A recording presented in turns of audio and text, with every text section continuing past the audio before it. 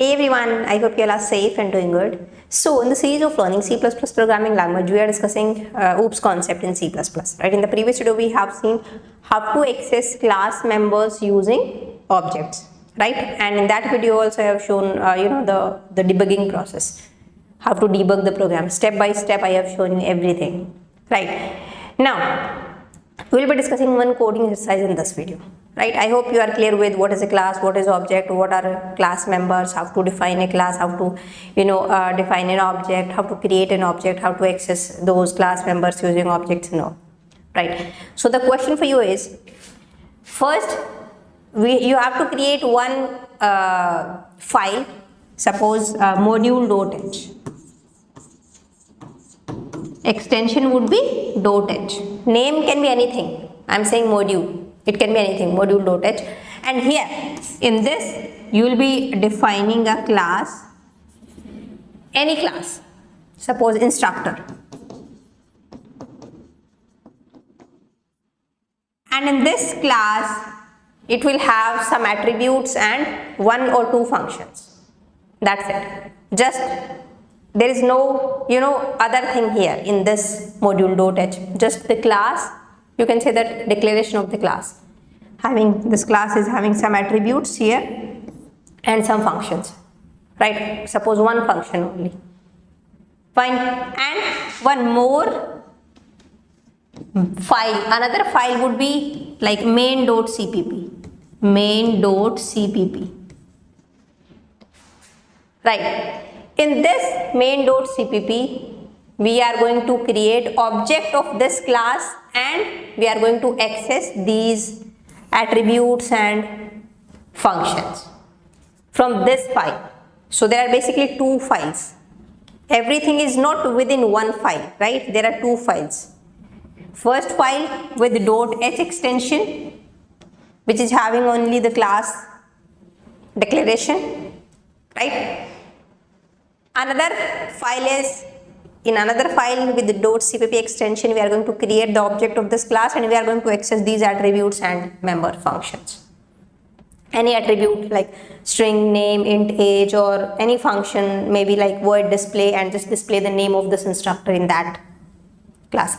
And although we haven't discussed till now the access specifier concept, so make this everything here public. Only then we can access the class member, right, using the object. Right. Now, I hope you got the what is the problem statement. See, in basically when we use this OOP concept, then generally we don't include everything in one single file. We generally divide this software development into two files. One is .h extension and another is .cpp extension. .h extension file, this file is having only the declaration of classes, functions, some global variables, some macro definitions and all, right? That's it. And the .cpp will have definition of all these things like the functions or class definition, function definition, method definition, or any other like global variables or any other thing. So this .h will have only the declaration of all the things, and this is having the definition or the actual implementation. This is code file and this is just the declaration file. Right. So when you will be working on large projects or large programs in later videos, then you will get it better. How, why and how we divide the code or the thing into two files or more than two files. We can also have more than two files. Within single project we can have 4, 5, 6 files, as many files as we want. Right. But basically we are going to start with now just two files. One is with .h extension, one is with .cpp extension. Right. So now pause the video and try this out. So I hope you have done this. Let's create a new file, module.h. It's already exists, so like module1.h. Right. And here we'll just have one class, like class instructor. There are some include guards as well, like hash, if, and def, hash define and all. Those things also we'll see, but right now just simple thing. I'm just taking one class here, right? And by default everything in class is private, so make it public first and then take like some attributes, string, and if you are taking here like string, so obviously better to include what? String header. Okay, sorry, this would be scope resolution operator, right? And one thing I have like int and experience of that instructor. And only one function I am taking like void display. And just define this here only, and I'm just writing here like hi myself and whatever the name we will take, and like having experience, whatever the exp we take, and we are not using here the using namespace std, so better to write down like obviously that namespace std, right? So now here we have just only this class. Although I have defined this method here, we'll also see method implementation, different ways to implement these methods inside class, outside class, different class and all. But for now I'm just defining this method here only inside this class only, right? But yeah, you are using this cout, so you have to include here IOStream, right? So that's it. Now within this only,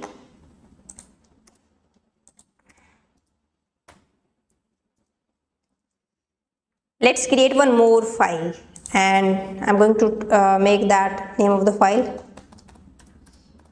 instructor.cpp, right? And here in this .cpp file, this is main file, or you can take any name. Here I'm going to create object of that class that we have in this module1.h.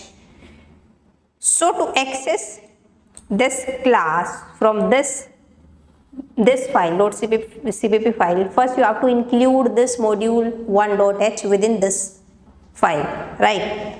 So we have to include something like this, hash include and module1.h.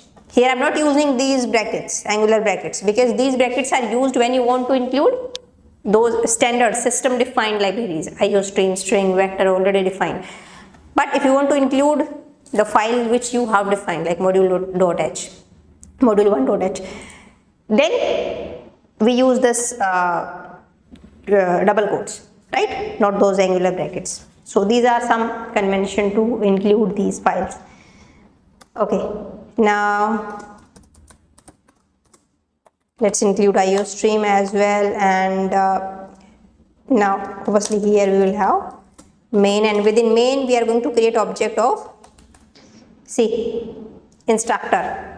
I can easily access this, right? Because I have included this module1.h, and if you haven't included this, let's just comment out this. And now see, it's not showing those options. So to access whatever is there in the, to access this class, you have to include this module1.h. So instructor and suppose Jenny, or instructor1, that's it. And instructor1 dot name equal to Jenny, and instructor1 dot age, sorry, not age, that was experience, is equal to how many years? Suppose 7 years. And then instructor1 dot display, that's it, return 0. Fine. Now let's run this and see what output you are getting here. Say, hi myself Jenny, having experience of 7 years. You got it, right? So see, we have two files now for only like one, it's like small project. Here we have only just the class declaration, and from here we are accessing, using the object we are accessing whatever is there in the class members, right? So this also we can do, just you have to include that .h file, right? So in the next video, we'll see what are access specifiers, public, private and protected. So now we'll see in the next video. Till then, bye-bye. Take care.